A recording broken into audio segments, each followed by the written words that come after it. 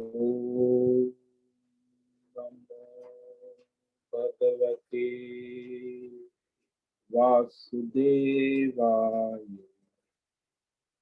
ओम नमो भगवते वासुदेवाय। ओम नमो भगवते वासुदेवाय। ओम नमो भगवते वासुदेवाय। ओम नमो भगवते वासुदेवाय। ओम नमो भगवते वासुदेवाय।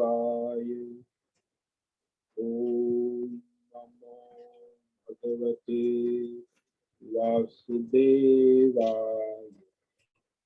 ओम नमो भगवते ओम नमो नारायण स्वामी। वासुदेवाय। सुप्रभात। ओम नमो भगवते वासुदेवाय। ओम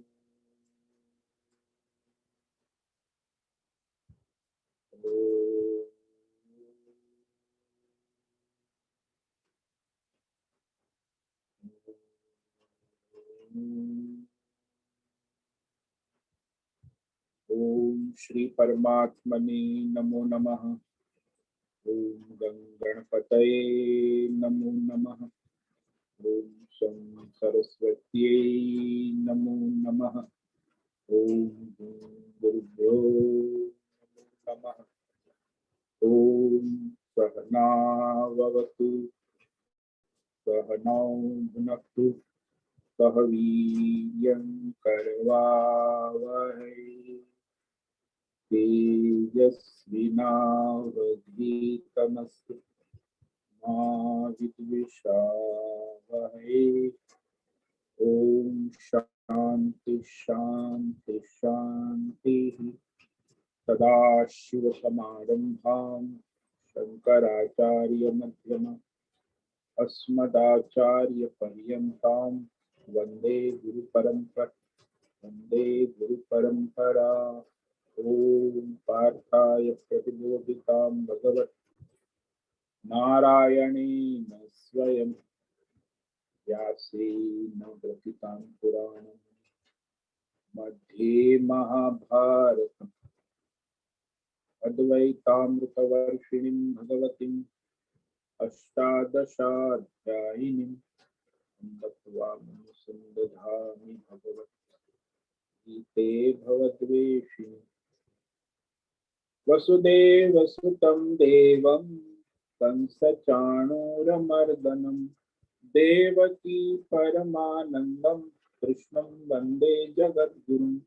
नमस्ते परमं ब्रह्म सच्चिदानन्दरूपाय निर्गुणाय नमस्तुभ्यं ओंकाराय नमो नमः। सर्वे दुर्गाणि तरन्तु सर्वे भद्राणि पश्यन्तु सर्वे सद्बुद्धिमाप्नोतु सर्वे सर्वत्र नन्दतु। ओम तत्सत्। ओम ओम ओम। आप सभी आज ऑनलाइन पर उपस्थित भगवद गीता श्रवण साधकों को आज प्रातः का अभिवादन अभिनंदन अभिवंदन। हरि ही ओम हरि ही ओम हरि ही ओम। हम सबको आज का यह दिव्य दिन तन मन धन जन देश काल विषय वस्तु परिस्थिति अवस्थाएं अध्यात्म भौतिक दैवी व्यष्टि समष्टि क्षेत्र सभी को अपने अपने पूर्व में अनंत जन्मों में किए हुए संचित पाप पुण्य धर्म अधर्म कर्मों के पके हुए फल स्वरूप में वर्तमान में आज अपने अपने प्रारब्ध अनुसार परमेश्वरीय अचिंत्य योग माया के माध्यम से प्रसाद स्वरूप प्राप्त हुआ है। अतः आज का यह दिव्य दिन परमार्थ हेतु निष्काम सेवा यज्ञ देव यज्ञ ऋषि यज्ञ पितृ यज्ञ मानव यज्ञ प्राणी यज्ञ सात्विक दान शारीरिक वाचिक मानसिक तप निष्काम कर्म योग, ध्यान योग, भक्ति योग, ज्ञान योग, साधना, स्वाध्याय, वेद शास्त्रों का अध्ययन, अध्यापन, उपासना, आराधना के लिए समर्पित करे और कराए। अत्यंत दुर्लभ मनुष्य जीवन को परमार्थ हेतु सार्थक करे और कराए। आज विक्रम संवत 2080 श्रावण अधिक मास शुक्ल पक्ष की प्रथमा तिथि और आज पुष्य नक्षत्र है, जो सायं कल सुबह 7:51 पर, उसके बाद आश्लेषा नक्षत्र लग गया।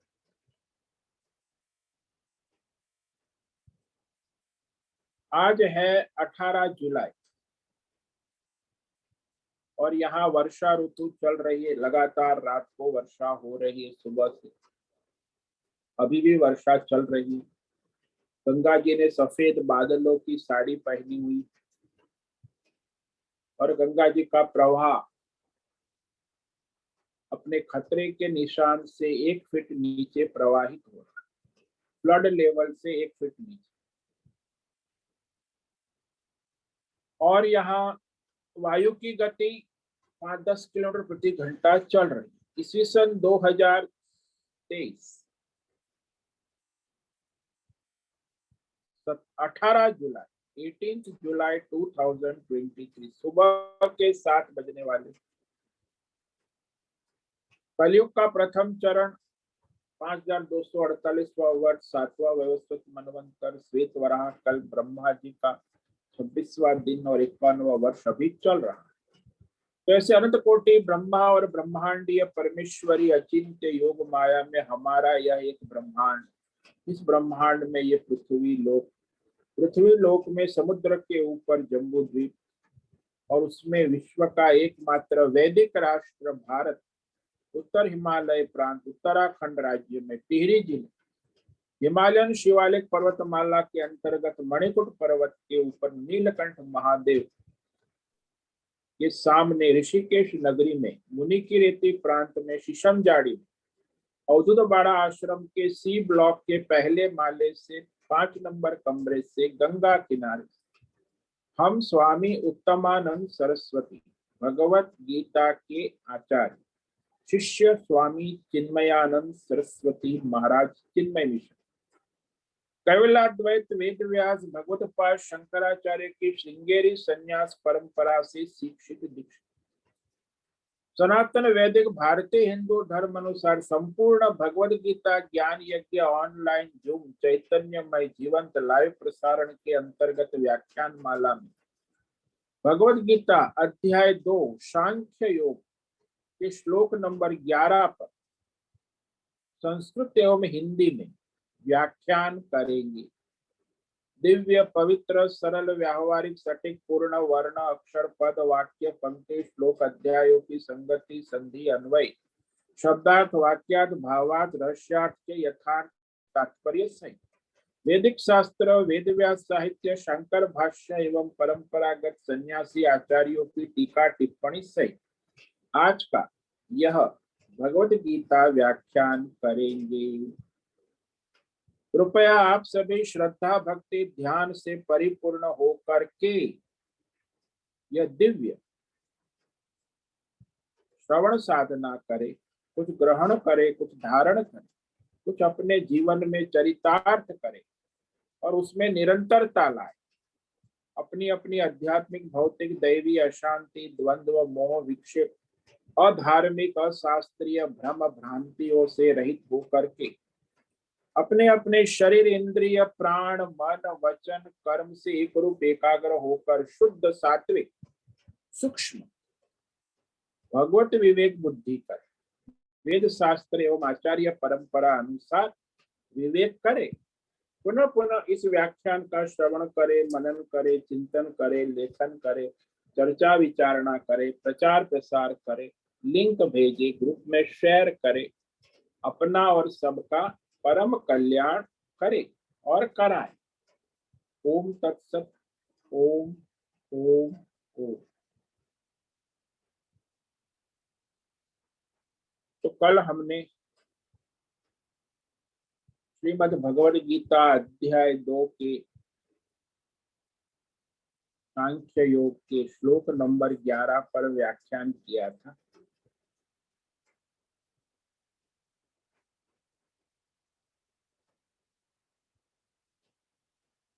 तो यहाँ भगवान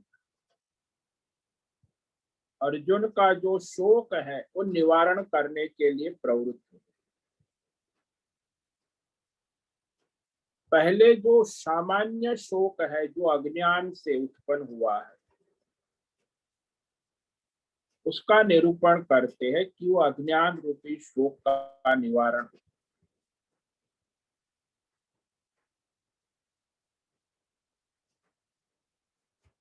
और वो सामान्यतः सभी मनुष्यों में ये शोक होता है।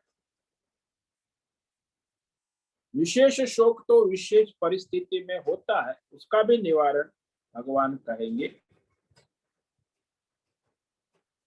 तो जिसकी की कोई स्वजन की मृत्यु हो गई तो विशेष शोक होता है, वो उस विशेष परिस्थिति में।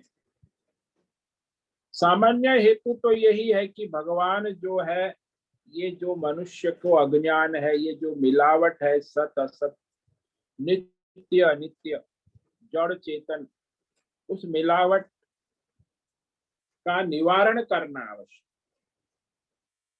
कि आत्मा को अनात्मा समझ लिया, अनात्मा को आत्मा, नित्य को अनित्य, अनित्य को नित्य, तो ये मिलावट हो गई है।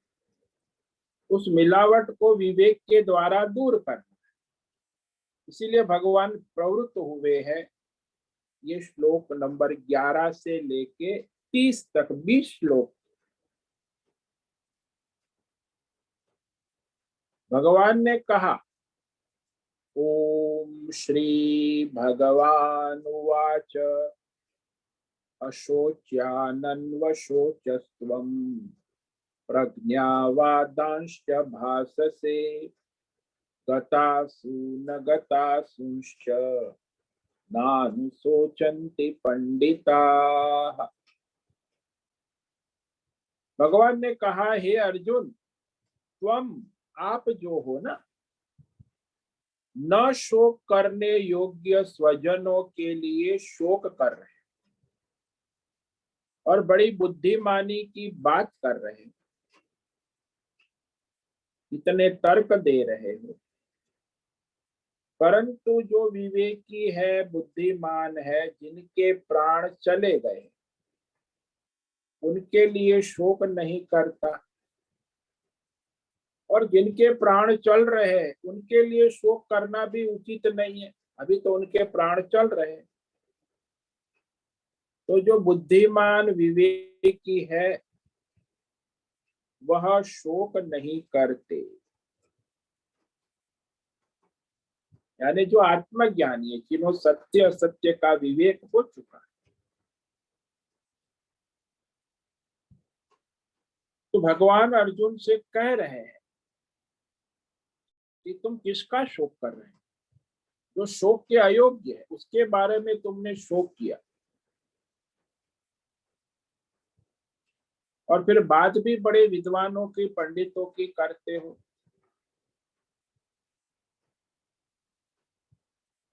इसीलिए बहुत ही स्पष्ट कह रहे हैं कि जिनके प्राण जा चुके, जो स्वर्ग लोग चले गए, पितृलोक, उनके बारे में शोक करना भी उचित नहीं। और जिनके प्राण चल रहे, अभी सामने है, जीवित है, उनके बारे में भी शोक करना उचित नहीं। जो ज्ञानी है, विवेकी है, वह शोक नहीं करते हैं। न करने लायक का शोक करके तुम उसे सही ठहराने के लिए अपनी बुद्धिवादी, आजकल बुद्धिवादी का जमाना है ना, थोड़ा कुछ पढ़ लिया तो ये बुद्धिवादी विद्वान बन रहा है।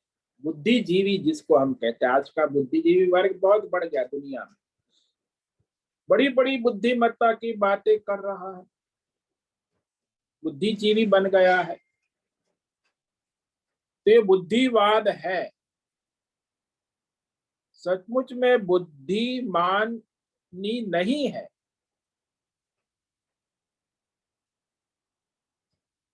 बुद्धिमानी तो शास्त्र का विवेक करने से आती है।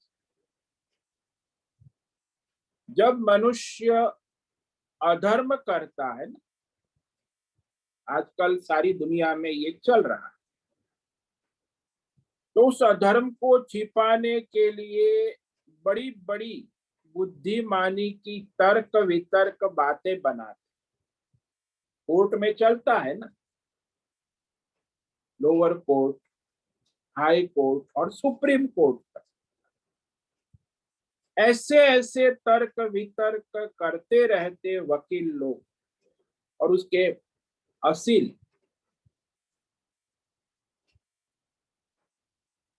सामने वाला सोचता है कि ये तो बड़ा बुद्धिमान है, बड़े धर्म की बात कर रहा है। सारे वकील कायदे कानून की ही बात कर, कोई वकील ऐसा नहीं है जो कायदे कानून से बात कर, लेकिन सबको लगता है कि बड़े कायदे कानून से, नियम से तर्क दे रहा है, बड़ा धर्मात्मा है। तो इसी प्रकार अर्जुन तुम भी कह रहे हो कि ये धर्म की दृष्टि से मैं अपने स्वजन भीष्म और द्रोण को मारना नहीं चाहता।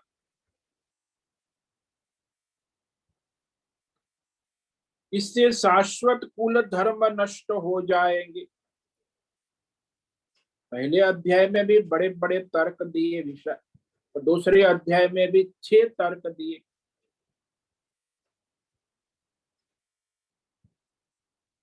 क्योंकि सारे क्षत्रिय मर जाएंगे तो शाश्वत कुल धर्म नष्ट हो जाए।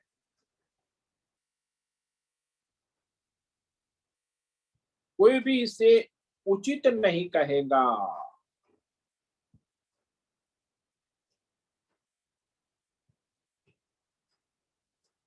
हमारे एक महात्मा थे वृंदावन में, जिसका नाम उड़िया बाबा, जो अखंडानंद जी के गुरु। महात्मा बड़े विरक्त थे, सत्संग करते रहते थे। तो उसके सत्संग से लाभ हुआ तो साधक लोग इकट्ठे होने लगे। साधकों ने चंदा किया, आश्रम बना दिया, भोजनशाला बन गई, लोग आने लगे, व्यवस्था बनने लगी। अब वो महात्मा तो लंगोटी वाले थे, आश्रम की व्यवस्था हो गई। तो आश्रम में लोग जब इकट्ठा होते हैं तो खटपट तो होनी ही है, क्योंकि सबके स्वभाव प्रकृति अलग अलग होते हैं। कोई सात्विक प्रकृति का है, कोई राजसी प्रकृति का है, कोई तामसिक, तो खटपट होती। तो आश्रम का जो महंत है, व्यवस्थापक, वो जब शिकायत लेके जाता था ना महात्मा जी के पास, तो शिकायत जब वो सुनते थे और फिर जो की शिकायत हो उस दोनों को बुलाकर समझाते कि ऐसा न करे, ये उचित नहीं है। एक बार वो महंत को बड़ा गुस्सा आ गया,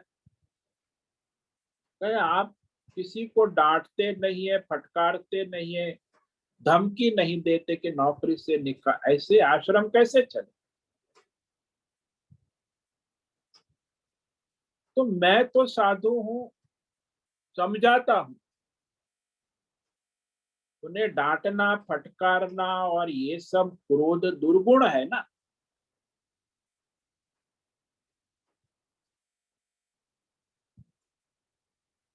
तो तुम लोग कह रहे हो कि आश्रम की व्यवस्था, इनको समझाने के लिए कुछ क्रोध करना आवश्यक।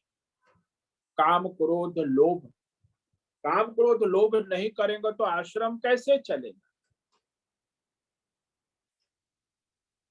तो ये जो बात आई तो वो कहा कि अरे इस काम क्रोध लोभ करके मैं साधु बिगड़ जाऊंगा,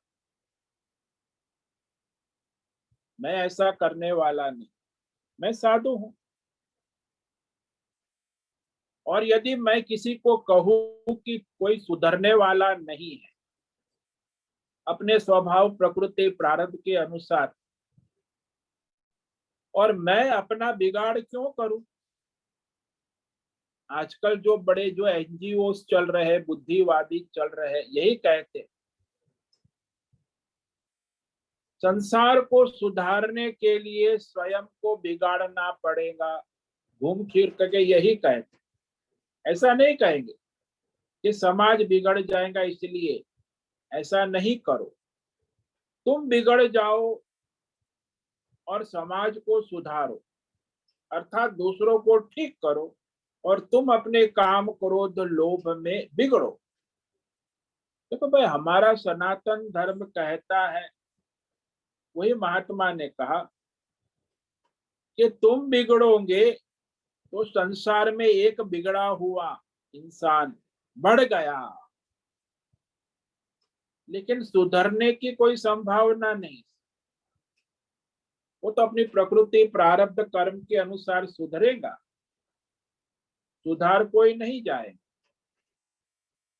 इसी प्रकार अर्जुन कह रहा है कि कुल धर्म नष्ट हो जाएगा, तो क्षत्रिय कुल धर्म, अर्जुन तेरा क्षत्रिय कुल धर्म है और तू उसे छोड़ रहा है, क्योंकि क्षत्रिय कुल धर्म नष्ट होगा तो सबसे पहले तो तू ही क्षत्रिय कुल धर्म को छोड़ रहा है। तू कहता है क्षत्रिय कुल धर्म छोड़ दूंगा क्योंकि क्षत्रिय कुल धर्म नष्ट हो जाएगा, सब कुछ नष्ट हो जाएगा। तो ये सोच ही बुद्धिवादी, ये बुद्धिमान, ये आजकल के जो बुद्धिवादी प्रज्ञावान कहते ना, भगवान ने कहा ना प्रज्ञावान भाष से, बड़े बड़े पंडितों की तर्क दे रहा, बुद्धिमानी की बातें कर। और आजकल तो यही चल रहा है संसार में, मीडिया वाले हैं, गवर्नमेंट है, और ये जज लोग हैं, court, supreme court, judiciary system, सब यही है।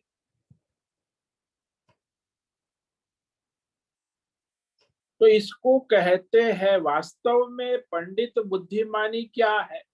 तो हमारे शास्त्रों में कहा पंडिता पंडा आत्म विषया बुद्धि ही येषाम ते पंडिता, अर्थात जिसकी आत्मज्ञान के विषय में, सत असत धर्म अधर्म आत्मा अनात्मा के विषय में बुद्धि है, विवेक बुद्धि, वो पंडित। जैसे हंस है, कौन है हंस? बगुला हंस है? नहीं, जो दूध और पानी अलग करता है वो हंस है, बगुला नहीं कर सकता। ऐसे जो आत्मा अनात्मा सत्य असत्य नित्य अनित्य का विवेक करने वाली बुद्धि है, वो पंडित। वेदों में भी यही अर्थ कहा है बाल्यम च पंडितम च निर्विघ्नम, जो आत्मज्ञानी है वही पंडित है। तो राग द्वेष छोड़कर विवेक पूर्वक पूर्ण वैराग्यवान हो जाता है, तब वो आत्मज्ञान में स्थित बुद्धि पंडित कहा जाता है। उसी का नाम पंडित कहो, ब्राह्मण, आजकल ब्राह्मण को लोग पंडित कहते हैं, पंडित, पंडित जी। तो वेदों के अनुसार पंडित का मतलब ही परमात्मा बुद्धि विवेक वाला, आत्मज्ञान वाला, जिसे सत असत नित्य अनित्य का विवेक जागृत है, वो पंडित। उसी को आत्मज्ञान वाला कहते हैं। तो ऐसा जो ज्ञानी है, पंडित है, वो जो मर चुके हैं, इस दुनिया से चले गए हैं, उनके विषय में शोक नहीं करते। उसका क्या शोक, जो मर गया है, अब यहाँ है नहीं। और जो जीवित है वह भी शोक के योग्य नहीं, क्योंकि वो जीवित है। इसलिए दोनों का शोक नहीं कर सकते।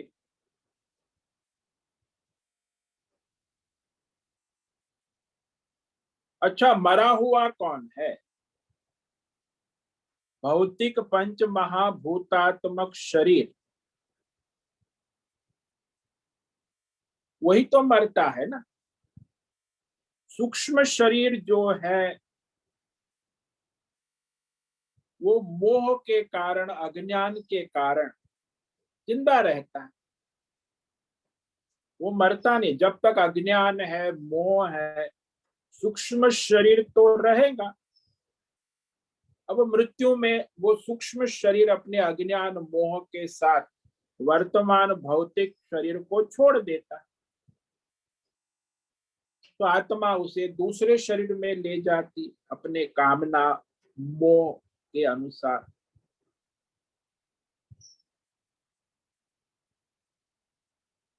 तो ये शरीर के विषय में शोक नहीं बनता, और ये संसार के सारे विषय है भौतिक, जिसको हम कहते हैं परिवार है, पैसा है, पद है, प्रतिष्ठान है, राष्ट्र है, प्रकृति है, मानवीय सृष्टि है,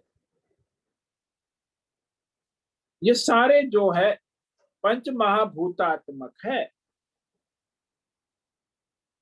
और सूक्ष्म शरीर है वो भी पंच महाभूतात्मक है, सूक्ष्म है, लेकिन सूक्ष्म का तो विवेक है ही नहीं ना। ये स्थूल और सूक्ष्म का विवेक हमारे सनातन धर्म में ही हो रहा है, और किसी में इतना विवेक नहीं।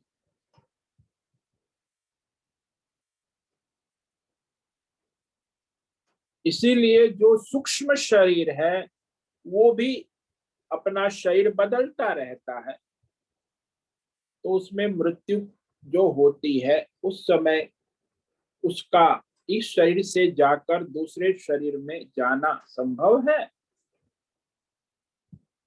तो उसके लिए भी शोक करना संभव ही नहीं।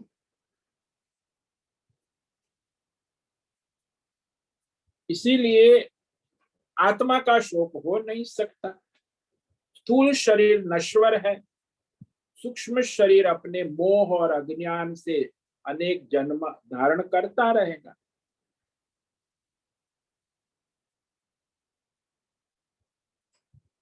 तो ये विवेक करना आवश्यक है कि जब मनुष्य शोक का विषय तो ये है कि मनुष्य को आत्मा अनात्मा, सत्य असत्य, नित्य अनित्य का विवेक नहीं।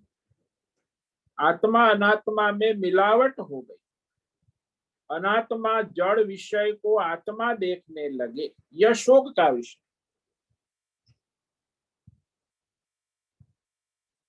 तो सभी मनुष्य में जो शरीर है, संसार है, उसको अपनी आत्मा मान लेना, ये अज्ञान, इस अज्ञान को देखकर ही शोक करना उचित है। इसीलिए जिसका अज्ञान नष्ट नहीं हुआ और जो संसार को अपनी आत्मा सत्य नित्य मानता है, वो अज्ञानी है, वो शोक का विषय है। कि जो असत्य है, अनित्य है, नश्वर है, उसको नित्य शाश्वत मानता है, शरीर और संसार को, वो मनुष्य शोक का अधिकारी है, शोक का विषय है। ये भौतिक शरीर और संसार शोक के विषय है, जड़ है। और ये जो आत्मा है वो शोक का विषय नहीं है, क्योंकि वो नित्य है, सनातन है। भगवान कह रहे कि अर्जुन तुम शोक किसका कर रहे हो? अपने अविवेक का शोक करो, अपने अज्ञान का शोक करो। इस भीष्म द्रोण के शरीर का शोक कर रहे हो? वो तो नश्वर है, आप नहीं मारोगे तो भी वो पंच महाभूत में मिलने वाले।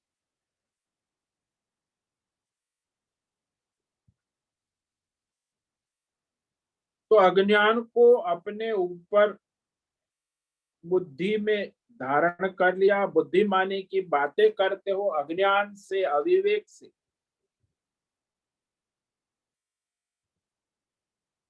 मानो बड़े पंडित हो, बड़े ज्ञानी हो,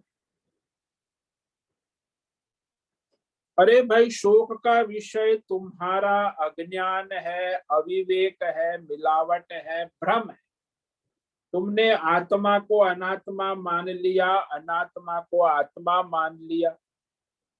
तुमने अनित्य को नित्य मान लिया, नित्य को अनित्य मान लिया। तुमने जड़ को चेतन मान लिया, चेतन को जड़ मान लिया। ये मिलावट, ये अज्ञान, महाअज्ञान। तो जब तक ये अज्ञान है तुम्हारा शोक रहेगा, क्योंकि संसार में शोक का विषय ही अज्ञान है। और अज्ञान से फिर मोह, मोह का विषय भी अज्ञान। मोह भी अज्ञान से ही उत्पन्न होता कि मैं शरीर हूं, ये मेरा है। अरे भाई ये पंच महाभूत का पुतला है, मैं आत्म स्वरूप हूं, उसे प्रकाशित करने वाला। तो वह मनुष्य बुद्धि मन की बातें बहुत कर, और ये जो स्थूल शरीर है, सूक्ष्म शरीर है, वो भी अज्ञान का ही कार्य है।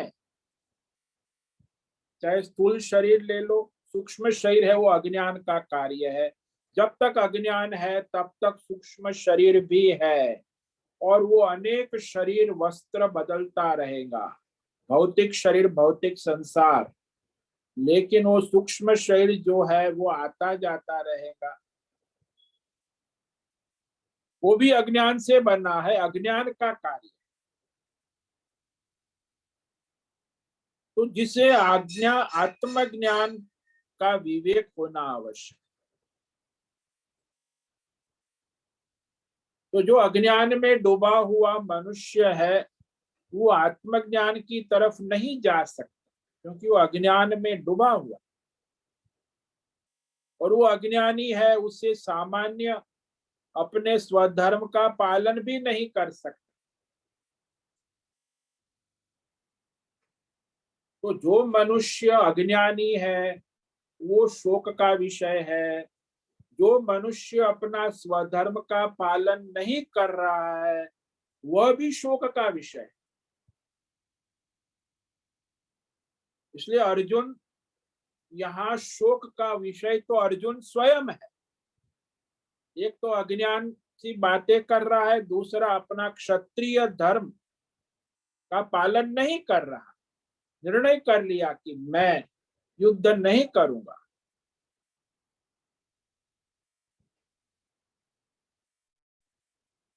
तो इस तरह यह जीव मात्र के अंदर सामान्य रूप से अज्ञान से उत्पन्न मोह और शोक नित्य उपस्थित रहते।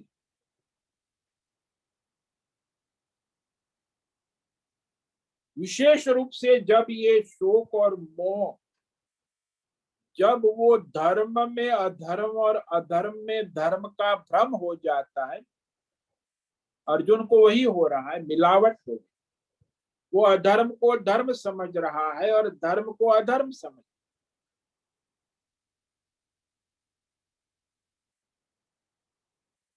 तो वह इस तरह शोक का हेतु बन जाता है।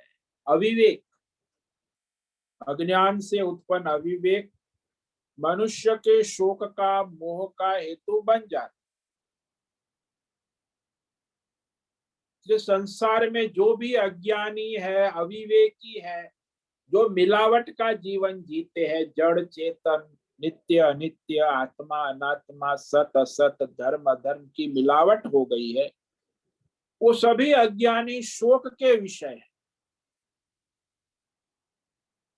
और विशेषकर वो मनुष्य जो अज्ञान से अधर्म को धर्म मानकर प्रवृत्त हो रहा है, ये बहुत बड़े शोक का है। अधर्म को धर्म मानकर उस अधर्म में प्रवृत्त हो रहा है, विशेष रूप से वो शोक का कारण है।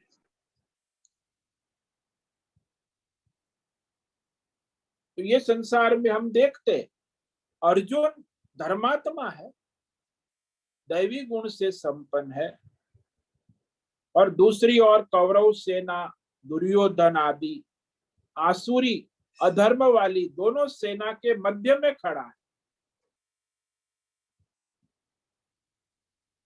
कौरव जो है आसुरी सेना है, अधर्म परायण।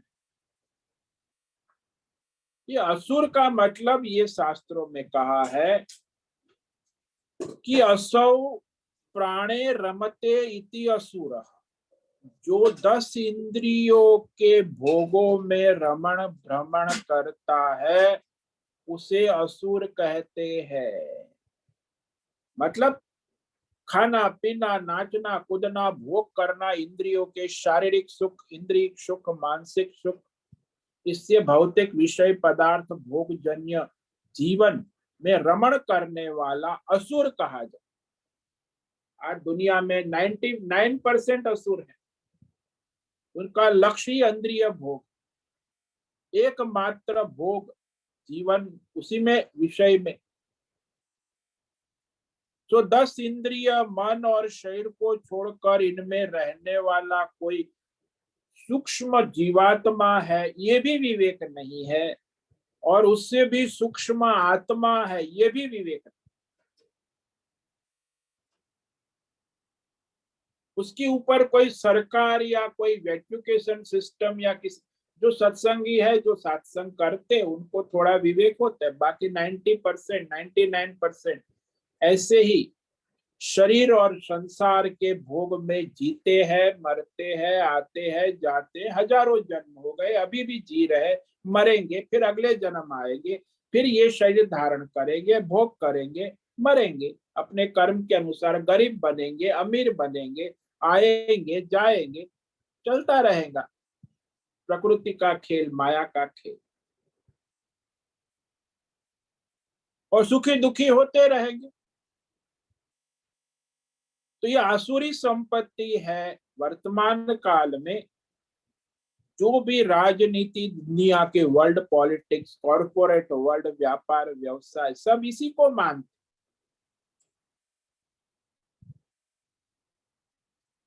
वो जो है सूक्ष्म शरीर है, आत्मा है, उसका विवेक विचार कोई एजुकेशन सिस्टम में है ही नहीं कि भाई ये शरीर छूटेगा तो मरने के बाद भी सूक्ष्म शरीर परलोक में जाएगा। सूक्ष्म शरीर का विवेक ही नहीं। हमारे सनातन धर्म में ही सूक्ष्म शरीर की बात होती है। बाकी ये लोग तो ईसाई वाले, इस्लाम वाले सूक्ष्म शरीर को मानते ही, जैन और बौद्ध तो मानते हैं। और आत्मा, फिर आत्मा और शरीर, बस इसी के बीच में उनका, सूक्ष्म शरीर तो है नहीं। अल्लाह है और शरीर है, गॉड है और शरीर है। शरीर भोग करेगा, फिर उसके पाप को भगवान जो है धो डालेंगे, तो उसका पुनर्जन्म नहीं होगा। तो ये धर्म कहाँ है? ये आसुरी प्रकृति है। तो संसार के भौतिक विषयों का स्वीकार और परलोक की बात सामने कभी नहीं रखेंगे, स्वीकार भी नहीं करेंगे, मानेंगे भी नहीं। तो जिसे आज की भाषा में हम कहेंगे भारत के नागरिक, राष्ट्रीय भारत सरकार सेक्युलर है। सेक्युलर का हिंदी अनुवाद आसुरी होता है, आसुरी। इसीलिए भारत राष्ट्र जो सेक्युलर है वो आसुरी राष्ट्र है। वैसे तो वैदिक राष्ट्र है, लेकिन असुरों के राज्य में, असुरों की सत्ता में है ना, असुरों की सत्ता में। क्यों? क्योंकि आसुरी शिक्षा पद्धति, अंग्रेजी जो है आसुरी शिक्षा पद्धति है, वैदिक नहीं है, गुरुकुल नहीं है। तो अंग्रेजी शिक्षा पद्धति जो पूरे राष्ट्र में चल रही है, अंग्रेजी जुडिशियरी सिस्टम जो न्यायपालिका, वो भी अंग्रेजी, राजनीति, सारी आसुरी व्यवस्था ही आसुरी है। और इस असुरों के हाथ में पूरे राष्ट्र की डोर है। असुर धर्म उसी की शिक्षा देते हैं और उनका सारा सरकार आसुरी प्रकृति का ही प्रचार प्रसार करते हैं, उसी को बढ़ावा। हमारे भागवत में हिरण्यकश्यपु की कथा कि हिरण्यकशिपु अपनी जो संस्कृत पाठशाला में यही पढ़ाना पड़ता था कि भगवान नाम की कोई चीज नहीं, अगर भगवान है तो वो स्वयं हिरण्यकश्यपु ही भगवान है और कोई ईश्वर नहीं है। यानी जो राजा है वही ईश्वर है और कोई ईश्वर नहीं। वर्तमान काल में भी ऐसा ही है, जो राजा है, नेता है, जो सरकार है, उसकी आज्ञा सबको माननी है।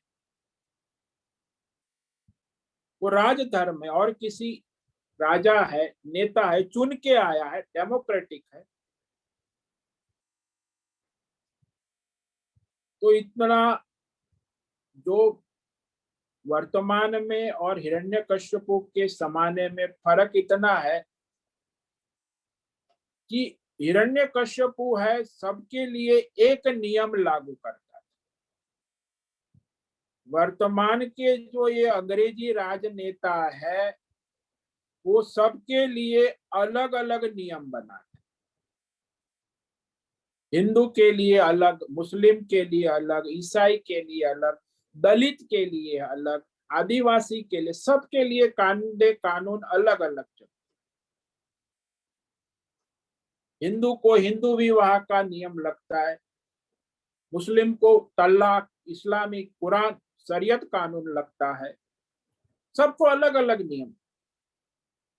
आजकल कॉमन सिविल कोड की बातें हो रही है, वो भी हिरण्यकश्यपु का ही धंधा है।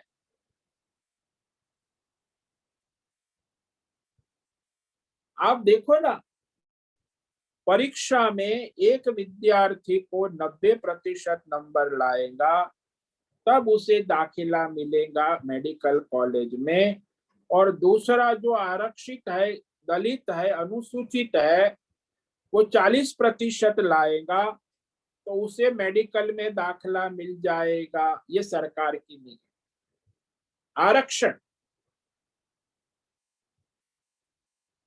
तो सारे भेद भ्रम ही चलते हैं, बौद्धिक स्तर पे, व्यावहारिक स्तर पे तो भेद भ्रम ही मिलेगा। व्यवस्था ही भेद भ्रम से चलती, सेक्युलर व्यवस्था जिसको कहते, ये सेक्युलर व्यवस्था असुरी से भी ज्यादा बुरी है। हिरण्यकश्यपु असुर था, फिर भी वो भेदभाव में मानने वाला नहीं था, सबके लिए एक ही नियम बनाता था। यहाँ तो ये अंग्रेज सरकार, भारत सरकार जिसको हम कहते हैं, भारत सरकार है क्या? 75 साल के बाद भी भारत सरकार अंग्रेज सरकार ही है। न कोई शिक्षा नीति में, न राजनीति में, न जुडिशियरी सिस्टम में कोई परिवर्तन नहीं है। न्यायिक तो वह वर्तमान जो सेक्युलर में ऐसा भेदभाव और भेदभाव ही रहेगा। और ये सारे नेता जो अधिकतर जो है आसुरी प्रकृति वाले, हमारे देश में चाहे कोई भी सरकार हो, कोई भी पार्टी हो, सभी पार्टी में 60% क्रिमिनल्स, जिसके ऊपर अनेक आरोप है, कोर्ट में केस चल रहे हैं। आरोप सिद्ध न होने के लिए वो लोग बहुत वकील को लाखों करोड़ों खर्च भी करते हैं, क्योंकि आरोप सिद्ध हो गया, सजा हो गई तो दोषी हो गया तो फिर तो गया।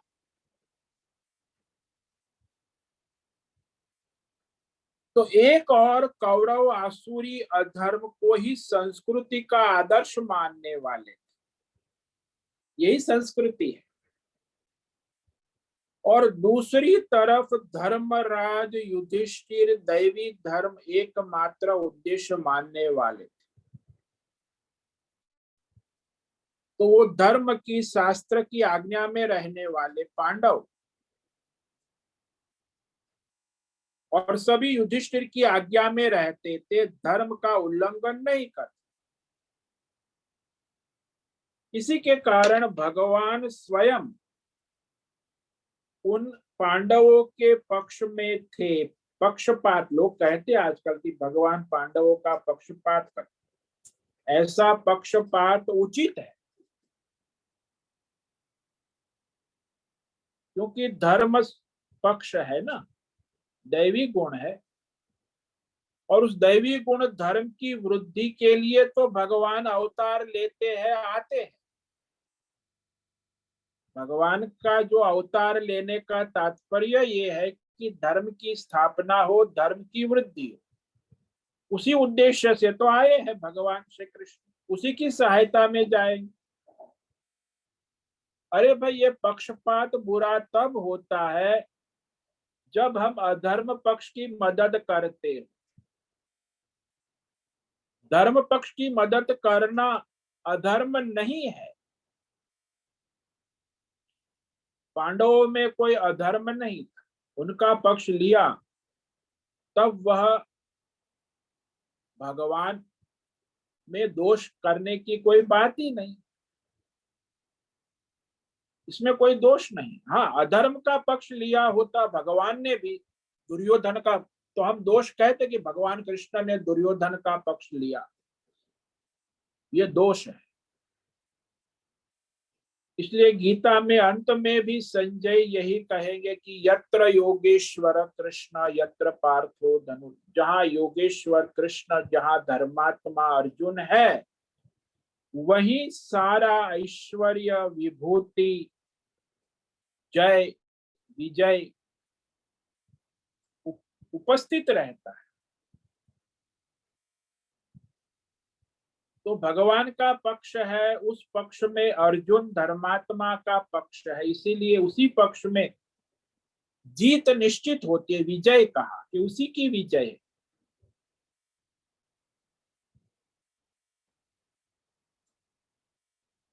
तो इस पर हम कल विचार करेंगे कि ये दो दृष्टि है मनुष्य की, मानव जाति, एक धर्म दृष्टि और एक अधर्म दृष्टि, एक धर्म बुद्धि और एक अधर्म बुद्धि। ये भीतर भी है, बाहर भी है, व्यष्टि समष्टि सर्वत्र। तो ये दो बुद्धि का खेल चलता रहता। तो एक जो धर्म दृष्टि है, धर्म बुद्धि है, वो शास्त्र के अनुसार, वेद के अनुसार, आचार्य परंपरा से चलती है। और दूसरी अधर्म बुद्धि है, वो अपने आप, अपने तर्क वितर्क से चलती है, अनुमान से चलती है।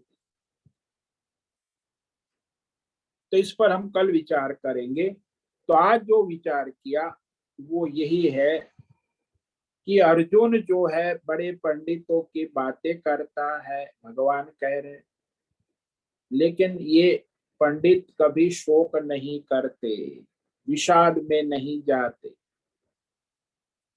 श्री भगवान उवाच अशोच्यानन्वशोचस्त्वं प्रज्ञावादांश्च भाससे गतासु न गतासुंश्च नानुशोचन्ति पंडिताः। भगवान बोले, हे अर्जुन, न शोक करने योग्य स्वजनों के लिए। देखो, मनुष्य को ज्यादा शोक अपने स्वजनों के लिए ही होता है, और किसी के लिए। और बड़े पंडितों की, ज्ञानियों की तर्क वितर्क बातें कहता है, बुद्धिमानी, सेक्युलर। अरे जिनके प्राण चले गए हैं शरीर से, उनके लिए, और जिनके प्राण अभी चल रहे, उनके लिए जो ज्ञानी है, आत्मा अनात्मा का विवेक करने वाला विवेकी है, वह शोक नहीं करते। ओम नमो नारायणाय, ओम नमो नारायणाय, ओम नमो नारायणाय, ओम नमो नारायणाय। ओम नमो नारायणाय। कायेन वाचा मनसेन्द्रियैर्वा बुद्ध्यात्मना वा प्रकृते स्वभावात् करोमि यद्यत् सकलं परस्मै नारायणायेति समर्पयामि। नारायणायेति समर्पयामि। ओम सर्वे भवन्तु सुखिनः, सर्वे सन्तु निरामयाः, सर्वे भद्राणि पश्यन्तु, मा कश्चित् दुःखमाप्नुयात्। अस्तो मा सद्गमय, तमसो मा ज्योतिर्गमय, मृत्योर्मा मृतंगमय। ओम पूर्णमद पूर्णमिदं पूर्णात् पूर्णमुदच्यते पूर्णस्य पूर्णमादाय पूर्णमेवावशिष्यते। ओम शांति शांति शांति।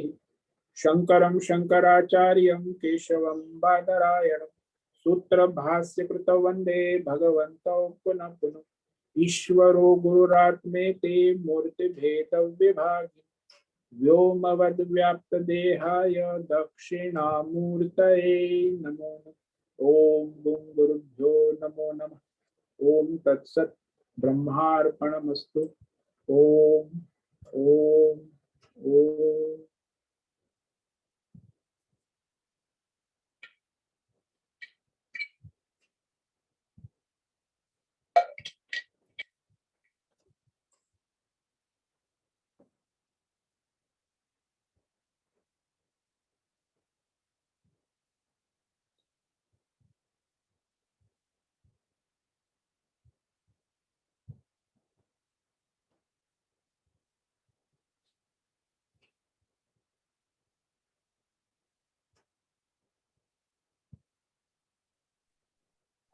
ओम नमो नारायण स्वामी जी।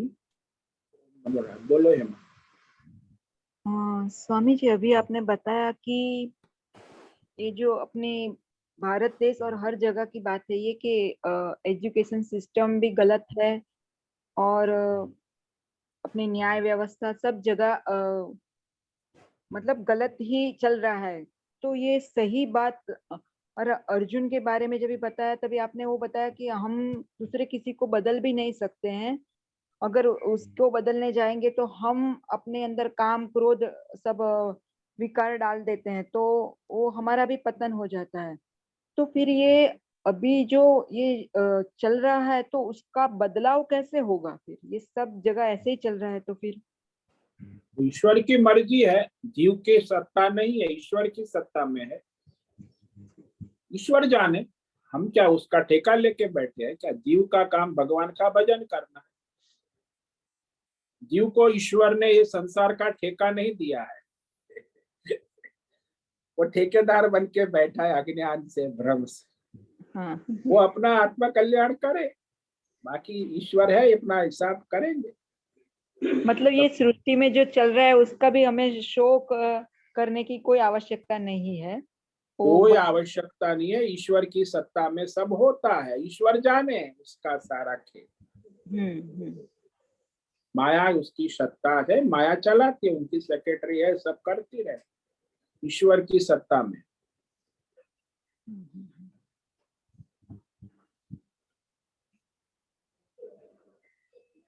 तो अपना शोक करना भी उचित नहीं है, संसार का शोक करना भी उचित नहीं है, और संसार को सुधारने जाना भी उचित नहीं है। स्वयं को परमार्थ में लगाओ। स्वयं का सुधार करना ये सबसे बड़ी साधना है।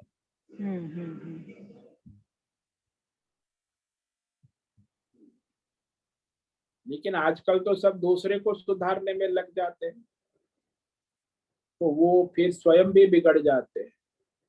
काम क्रोध लोभ, ये तीन तो सारी दुनिया इसी को आसुरी संपत्ति कहो। ये आसुरी संपत्ति है क्या? काम क्रोध और लोभ। जब आप देखो आपके अंदर है तो उसका इलाज करो। अब दूसरे के है तो वो इलाज करेगा। आप बीमार है तो आप अस्पताल जाओगे ना, और दूसरा कोई बीमार है तो वो जाएगा, पड़ोसी बीमार है। अपनी बीमारी का इलाज आप करो। भाई आप स्वयं बीमार हो, दूसरे बीमार का इलाज करने कहाँ जाओगे? अरे मैं भले रहा, मैं बीमार तो बीमार, मैं तुम्हें अस्पताल पहुंचाता हूँ, तुम्हारा इलाज करा, मैं तो बीमार हूँ, मरने वाला हूँ, मुझे बीमारी से क्या मतलब? ये तो पागलपन है। भाई आप स्वयं बीमार है, खांस रहे, सांस फूल रही है, तबियत ठीक नहीं है, तो पहले आप अपना स्वयं का इलाज करो ना। दुनिया का इलाज करने की जरूरत क्या है? पहले अपना इलाज करो। यही तो हमारा सनातन धर्म कहता है कि भाई अपना इलाज करो। भव रोग, संसार का ये जो काम, क्रोध, लोभ, मोह, ये चार बहुत महाबीमारी है। और इस बीमारी का यदि आपने इलाज कर दिया तो आप सभी मुक्त हो गए, आपका समाधान हो गया। संसार में आपको न कुछ करना है, न कुछ कराना है, न कुछ पाना है, न कुछ खोना। आपने पाना है वो पा लिया, खोना है खो लिया, अब कुछ नहीं, आप पूर्ण हो गए। इस चार बीमारी का इलाज करने की साधना है कर्म योग, ध्यान योग, भक्ति योग, ज्ञान योग। काम, क्रोध, लोभ, मोह व्यष्टि समष्टि सर्वत्र व्याप्त है। परिवार में समझो, परिवार समाज में समझो, राष्ट्र में समझो, विश्व में समझो, मानव जात में समझो। पूरा मानव जात की सबसे बड़ी बीमारी है काम, क्रोध, लोभ और मोह। उसी के कारण वो सारा दुख और कष्ट और समस्याएं है और रहेगी। उसका इलाज करना जरूरी है। काम, क्रोध, लोभ और मोह, वही तो ये ज्ञान है, साधना है, तप है।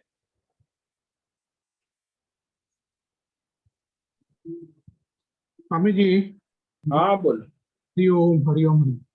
मूल तो मोह है ना, मोह से ही तो हाँ काम, हाँ, मोह अज्ञान कहो, मोह कहो, बात एक ही है। अज्ञान कहो, उसे ही तो मोह। काम जन्म लेता है, काम से बात। व्यष्टि व्यष्टि समष्टि दोनों मोह है ना। राष्ट्र का मोह है व्यष्टि और समष्टि, परिवार का मोह है। मोह कहो, अज्ञान कहो, अविवेक कहो, भ्रांति कहो, भ्रम कहो, सब पर्यायवाची शब्द है। अज्ञान कहो। जो काम, संसार का बीज, बीज जिसको कहते हैं ना, हमारे संसार का बीज ही मोह है। उसी से संसार वृक्ष चलता है, उसमें फल आते, फिर वो मोह का बीज उत्पन्न हो जाता है, फिर फल आते, फिर मोह का बीज। वो बीज की साइकिल, बीज और वृक्ष का खेल चलता रहे। जब तक मोह का बीज है, उसे आत्मज्ञान से भूनोगे नहीं, विवेक से, तब तक वो बीज में से वृक्ष उत्पन्न होता ही रहेगा।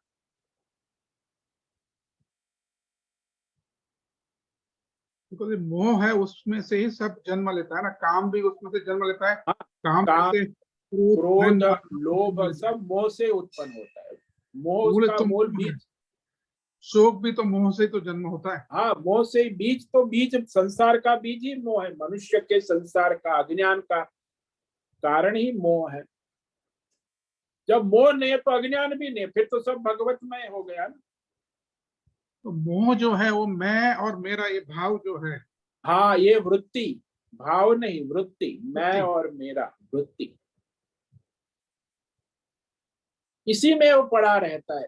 मैं और मेरा, तू और तेरा, मेरा तेरा, तेरा मेरा, कहाँ तक? यष्टि समष्टि सर्वत्र। देवी देवताओं में, ईश्वर में, अल्लाह में, भगवान में, सब जगह मेरा तेरा। एकत्व कहाँ होगा? तो ये तो मूल द्वंद हुआ। हाँ, तो द्वंद्व ही है ना। एकत्व जब तक नहीं होगा तो इसका इलाज कैसे होगा?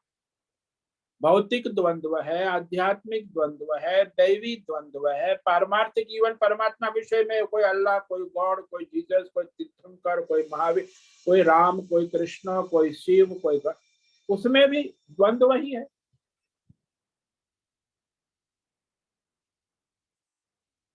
एकत्व बुद्धि होना ही उसका इलाज है ना। और एकत्व बुद्धि ज्ञान से होगी। अज्ञान है, भ्रम है, द्वंद्व है, मोह है, तो भेद ही रहेगा। जब भेद भ्रम है तो मोह रहेगा, शोक रहेगा, काम क्रोध लोभ आएंगे।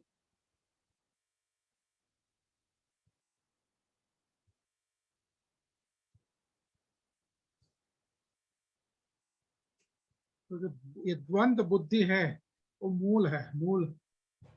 हाँ, द्वंद्व कहो, मोह कहो, अज्ञान कहो, भ्रम कहो, मिलावट कहो। द्वंद्व की मिलावट है, सत असत, धर्म अधर्म, नित्य अनित्य, आत्मा अनात्मा, जीव ईश्वर, ये मिलावट है ना, उसी को द्वंद्व कहते।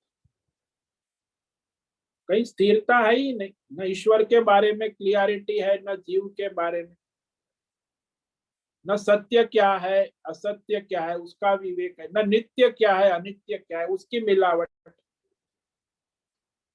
आत्मा क्या है अनात्मा क्या है उसका विवेक। जब वो शास्त्र पढ़ेगा, कुछ करेगा, साधना करेगा, बुद्धि में शुद्धि होगी तो विवेक जागेगा, टिकेगा। बुद्धि द्वंद्व में पड़ी है तो उसे पहले शुद्ध करना होगा, तो एकत्व का विवेक कर पाएंगे।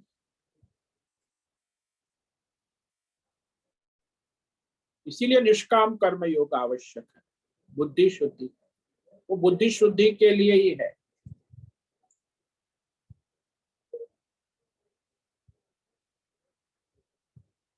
हाँ स्वामी जी, बहुत बहुत धन्यवाद। ओम नमो नारायण। ओम नमो नारायण। ठीक है, आज का समय पूरा हो रहा है। सभी साधकों को आज का ओम नमो नारायणाय। सबको ओम नमो नारायण। ओम नमो नारायणाय। सबको आज का ओम नमो नारायण। रोज से निवेदन है, आज का सत्संग पूर्ण करें। ओम नमो नारायण स्वामी जी। आज का यह दिव्य सत्संग हम यही पूर्ण करते हैं। सभी साधकों को ओम नमो नारायण। ओम नमो नारायणाय। ओम नमो नारायण।